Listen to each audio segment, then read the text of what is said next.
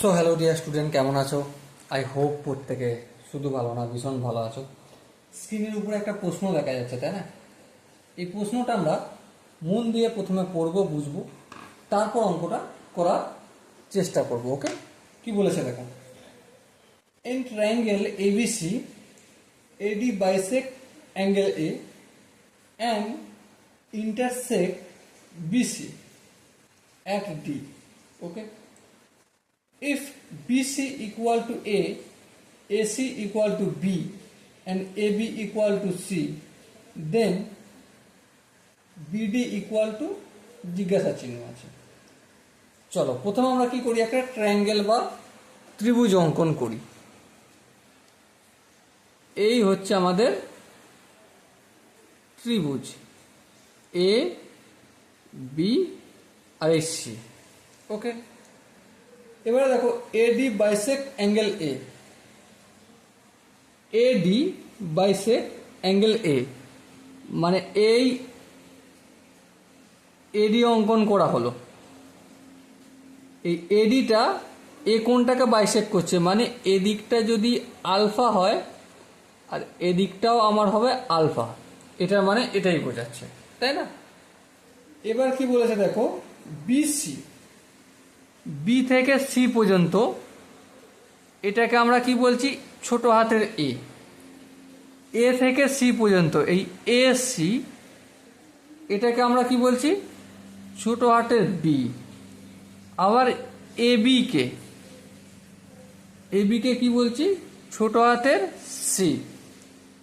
তাহলে বিডিকে, বিডিকে আমরা কি বলবো, এটাই আমাদের কাজ। ওকে, তাহলে চলো অঙ্কটা করতে শুরু করা যাক। দেখো প্রথমত এই যে এডি বাইসেক্টর হয়েছে, এই কোণটা আর এই কোণটা ইকুয়াল যখন হবে, তার মানে কি, A B by A C equal to BD by CD. হ্যাঁ ঠিক, এটা আমরা জানি। তাহলে এ বি মানে কি, এ বি মানে দেখো সি, এই সিটা লিখলাম। এসি মানে কি, ছোট হাতের বি, এই বি লিখলাম। আচ্ছা, বিডি, বিডি এর মানে কিছু দিয়েছে নাকি এখানে?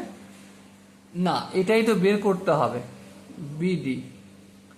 আচ্ছা, সিডি, সিডি এর মানে দিয়েছে?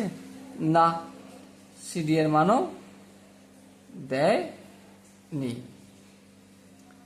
আচ্ছা, এবার এখান থেকে একটা কিন্তু ছোট কাজ করা যাবে। কি কাজ? এই যে বিসি এর মানে এ দিয়েছে না, এখানটাকে যদি এক্স ধরি, তাহলে এখানটা কি হবে, পুরোটার মানে কি, পুরোটার মানে কি, পুরোটার মানে হচ্ছে বিসি, বিসি মানে এ, তাহলে এখানটা হবে এ মাইনাস এক্স। হ্যাঁ ঠিক, তাহলে সিডি এর মানে আমি সিডিটা না লিখে এ মাইনাস এক্স যদি লিখি, কোনো অসুবিধা রয়েছে? না, কোনো অসুবিধা নেই। আচ্ছা, একইভাবে এটা তো বিডি, এখানে কেন বিসি লিখলাম কেন? এখানটা বিডি না লিখে এক্স লিখি, কোনো আপত্তি আছে? না, কোনো আপত্তি নেই।